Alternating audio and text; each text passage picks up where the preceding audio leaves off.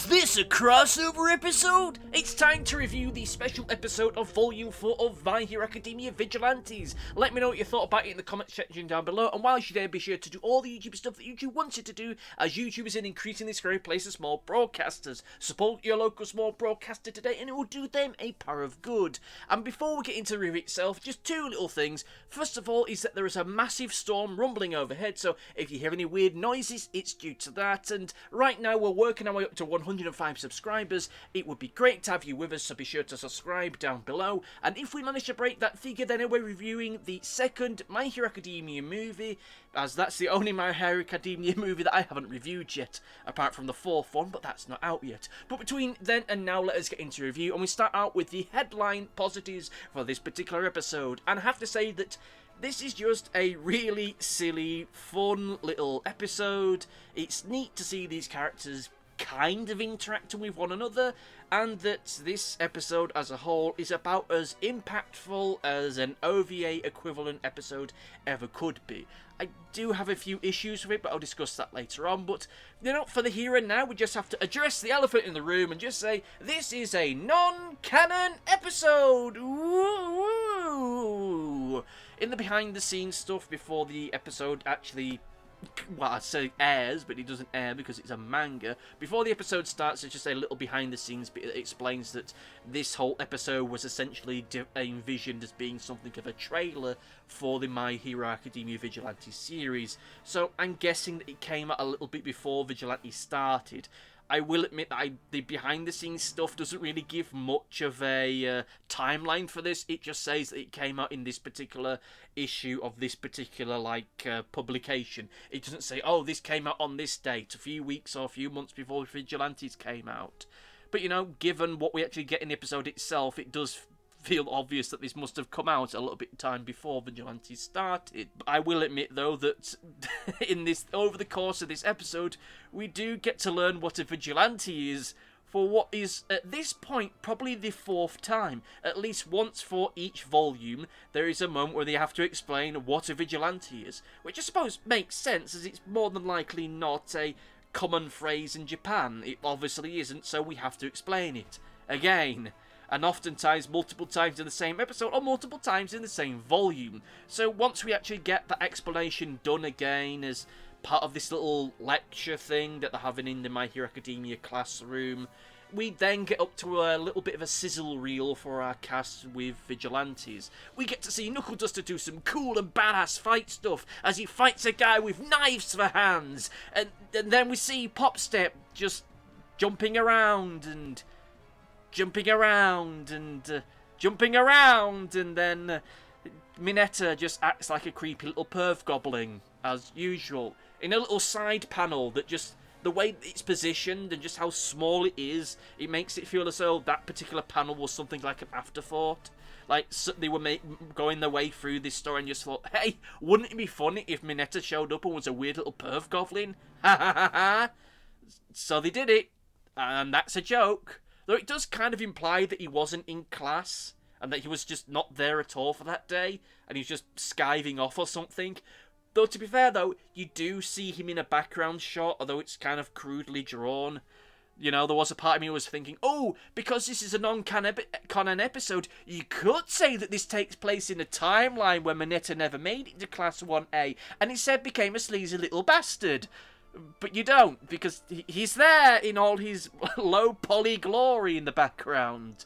Look, you can kind of tell that this episode itself is a trailer because of the simple fact that our characters from the Vigilantes don't quite act as we know them in the main series, or at least Pop Step doesn't. In her little sizzle reel introduction bit, she comes off as being kind of aloof, which she really isn't in the Vigilante series.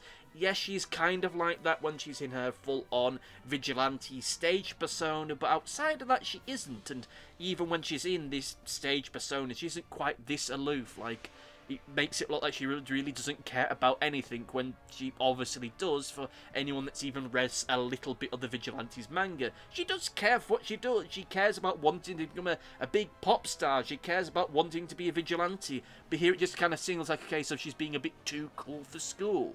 And of course, who can forget Crawler, or as he's known here, Nice Guy, because this all takes place before the Crawler name even came in. Another hint that this all came out before the Vigilante series actually started. And here we see him doing his friendly neighbourhood superhero shtick. Something we haven't really seen that much over the course of the past couple of volumes or so, but hey, it's fun for what it is.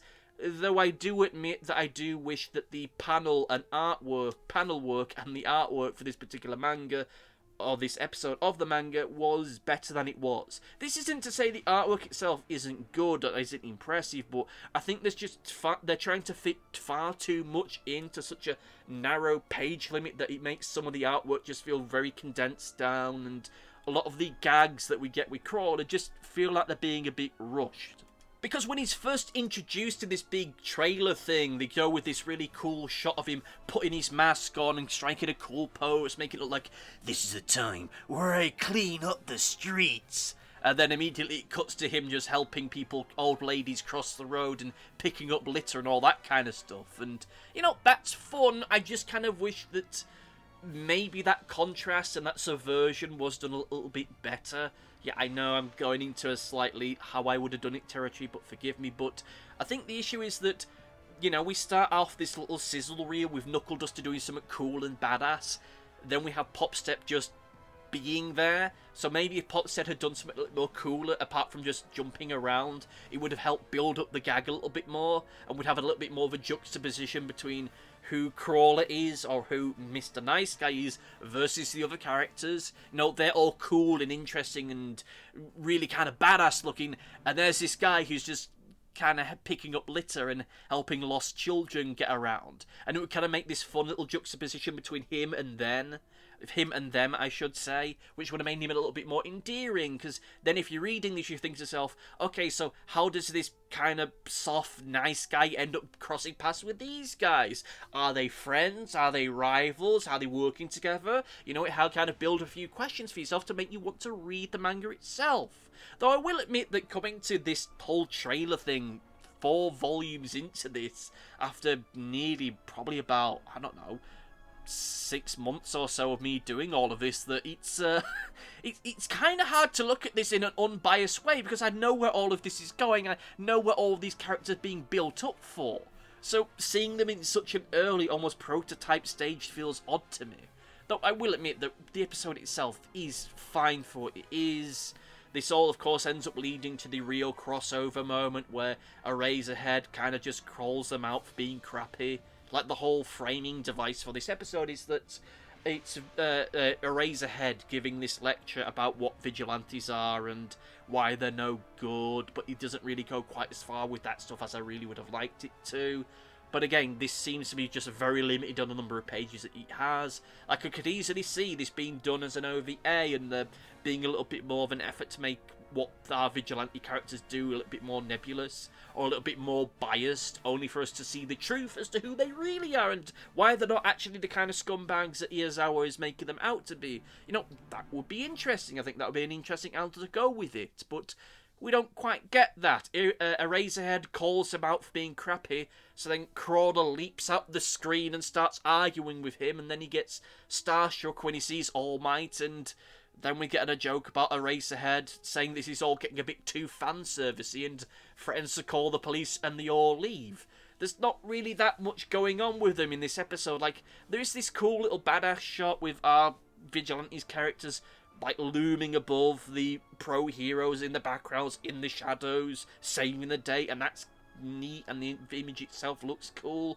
But I don't think that really works in the context of everything we've just seen, because up until that point, after we get the sizzle reel of everyone doing cool and interesting things, they're just kind of presented as being a bunch of idiots. So that big Vigilante cool shot at the end of it does feel like it's undermined a little bit. The whole point of this story, like I say, is that it's Irazawa, it's Eraserhead explaining what a Vigilante is. But then our 2 Vigilante characters just kind of show up, and then they just leave. It doesn't show really why Irazawa thinks that they're bad. It's just contained a little bit that, oh, they don't have a license and they can get in the way of stuff. And, you know, Vigilante and villain, those are 2 words that kind of sound similar. I mean, yeah, it's just a trailer. It's kind of limited in what it can do. It's just a taste and a snapshot as to what to expect from this new series. But even then, it doesn't really do that much. Like, it's fine for what it is. It's a silly little episode. The humour itself is fine, but it isn't the best. A lot of the humour with My Hero Academia and Vigilantes is character-based. It's playing off these characters, putting them in different scenarios and seeing how they react to it, or just pointing out what a silly goofball a certain character is. And we don't really get that here because, well, our Vigilantes cast aren't really all that defined at this moment. This is a trailer. This is very early on into the writing of the Vigilante series, so they're just kind of there. And you've also got the problem of trying to balance the My Hero Academia cast with the My Hero Academia Vigilantes cast. You can't spend too much time with the Academia cast, as that would then steal the spotlight away from the Vigilantes cast. But again, they can't do much in the Vigilantes cast because it's not even begun yet. You can't put any major elements of character or plot development in a trailer. Well, you can do if you want to spoil stuff, but at this point stuff wasn't written. And aside from the meta fourth wall breaking stuff, there's not really that much here to go off as far as gags are concerned. Again, apart from Mineta being a weird little perv goblin. And the little thing about Crawler getting starstruck about meeting All Might at last. Like, the meta fourth wall breaking stuff is neat for what it is. I will admit that I'm not a fan of meta commentary anymore. Like, I was perfectly fine with it when it was new and interesting, but, you know, it's been done to death and I kind of find it a little bit grating. And to be fair, this episode did come out in the mid-2010s, so it is still kind of new and fresh, so I can't really rag on them too much for this, but even with that, you know, we have to address the elephant in the room here that despite the fact this is a crossover episode, the cast of these two different series don't really interact with each other that much. The Vigilantes cast are mostly arguing amongst themselves, and the My Hero Academia cast are just kind of baffled by everything that's going on. Which is, to be fair, because he just saw a guy crawl out of a television set like it was The Ring. Like, there is a part of me, I will admit, in a weird kind of way, that is glad that nothing happened. Though I will admit that I'm using the word glad kind of tenuously and incorrectly. It's not glad, it's more I find it kind of hilarious. Like, when you imagine a crossover between two series, whether it's this series and then My Hero Academia, or just two series in general, you can kind of imagine the kind of things that will happen there. Which characters are going to get along with who? Which characters are going to start butting heads? Are these two sets of characters going to fight in some way? Is the drama and action going to be setting around the two sets of characters not getting on, or they're clashing with ideology or with power sets? And what's the villain going to be? Is it going to be some kind of one-off villain that's brought the two worlds together? Or is it going to be like a villain swap thing? One side plays off with one villain, one side plays off with the other. Are the villains going to team up? And we don't get that here. The Vigilantes cast, again, are just spending most of the time arguing amongst themselves, and the My Hero Academia cast are just baffled by all this strange bullshit. And in the end, I kind of just hope there was at least a little gag of someone saying to Iwasawa, a Razorhead just saying to him, so sir, is this going to be on the test or what? And just a gag about that, I think, would have been a fine way to just tie it all off, but we don't really get that. Like, it's a trailer that just kind of shows our new series and our new characters are just being kind of loud and a little bit obnoxious and kind of a bit clumsy. Which, I don't know, maybe you find that endearing or maybe you just find that kind of annoying. But with all that said, as much as I enjoyed this episode, I think it's good to get into the negatives and just have to say that this episode really wasn't as fun as it really should have been. I mean, again, it's fun, it's silly, it has a few gags here and there, but it really isn't as wild and as madcap as I really wished it was. Yes, again, it's just a trailer, but could you imagine them dropping this after My Hero Academia is finished? Like, after the big, final, climactic battle, as life is getting back to normal. Oh, by the way, here's a little adventure where we find out what Vigilantes are in an episode that isn't canon, because My Hero Academia Vigilantes takes place like 5 years before the main series. So all these characters would be in primary school or elementary school, depending on your chosen academic naming conventions. And most of the heroes that we see in this episode aren't heroes. They haven't been licensed yet, let alone gone on to become pro heroes or teachers, which is going to confuse things even more. You know, the big debut for these characters is just kind of, we're here, hello, and now we're not, goodbye. As I said previously, I don't think that this is a good intro for our heroes from the Vigilantes side. Like, they get the vibe right with Knuckle Duster. We get a good idea as to kind of who he is tonally with his little debut. We don't really get that with Pop Step. She just is kind of there. With Crawler, we do get a little bit more, but I think that it just needed a better, like, lead into it. And I don't think this really sells the tone and the feeling of Vigilantes quite that well. Again, I will grant you that Vigilantes, from what I've read of it thus far, feels like a lighter story than My Hero Academia. It doesn't quite go to the same kind of dark areas that My Hero Academia does in terms of its characters and its backstories. It might well do so later on, but the here and now, it kind of feels tonally more consistent with the first couple seasons of My Hero Academia, more so than certainly what's been happening over the past couple of years or so, but you know, it doesn't really feel like a good sell for it. It doesn't really give us an idea as to what this series is really like. They're just kind of goofing around and arguing with one another, which is fine, I suppose, but it doesn't really give us a flavour as to what to expect with it.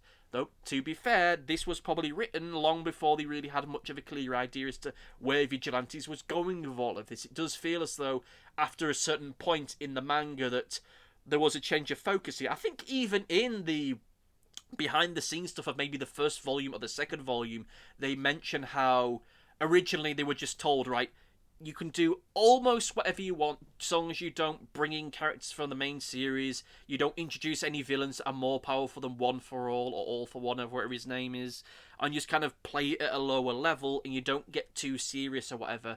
But then the creator of My Hero Academia read through Vigilantes and thought, oh, this is really good. You can now do this now, and you can kind of do that now. And that's why things are picked up. That's why we got the things with Stain earlier on a few volumes ago.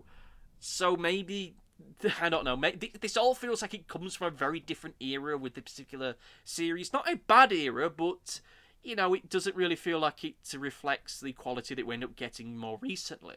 Though, to be fair though, as we now get into the overview, whilst I did enjoy all of this, I think the big problem that I had with it, as I mentioned previously, is that I think this episode would have hit far differently had I read this before actually watching Vigilantes, or rather, had I read this before reading Vigilantes as a series. Like, had this episode 0 been put to the very beginning of Volume 1, I think that it would have gone down a lot better with this. I would have got a better understanding and feeling for everything.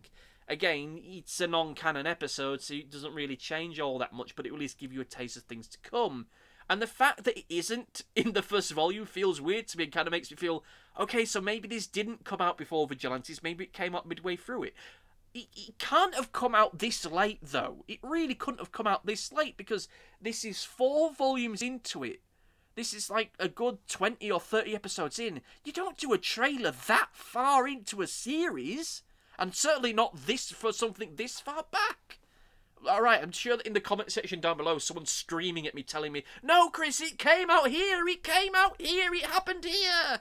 Which I can't hear you because this is recorded in the past and you're in the future, but whatever. As an episode as a whole, it's a lot of fun for what it is. I don't think it's quite as fun as it should be. But hey-ho, I suppose if you really want to get into Vigilantes, this is the near-perfect way to get into it. Granted, I think that actually reading Vigilantes is the better way to get into Vigilantes, but if you just want to get a very, very, very basic idea of how these characters feel, then I suppose this is the episode for you. With all that said and done, however, let us get into Comment Corner! It's time for Comment Corner, and we have Big X1 who says, I was expecting a bigger ending to this one, but I suppose it was fine. It feels like it ends kind of abruptly. Thank you for your comment, and I have to say that I do kind of agree with that. I think that the previous episode, despite being the end of a major storyline, did kind of feel like it had a bit of a rather abrupt ending to it. I was expecting, at the very least, to have some kind of big emotional reunion between Knuckle Duster and his daughter, but I suppose it makes sense why we haven't had that, because let's face it, after all the stuff with B, Tamo, or Tamao, or how you want to pronounce her name, has been violently beaten up, electrocuted, and had a bee parasite pulled out of her eye socket. So she's in a little bit of a rough place right now, so we're not going to have the big whole emotional reunion thing there and then, but it does feel like we're kind of missing that, like, emotional rounding off moment to that particular storyline. Maybe we'll get that coming forward. I'm not entirely sure. I will admit that I have read the next episode in all of this, the first episode of the next volume, so I'm not going to spoil anything there, but I'm kind of expecting this is going to come around sooner rather than later. But all that said, let me know what you thought about this episode down below in the comment section. But whilst you're there, be sure to do all the YouTube stuff that YouTube wants you to, because YouTube's an increasing scary place for small broadcasters. Thank you all for watching, and see you next time. Goodbye! Thanks for watching. Be sure to like, favourite, subscribe, click the bell, and do all the YouTubey stuff that YouTube wants you to do. Go on, it'll do me a power of good. Until next time, my friends, goodbye!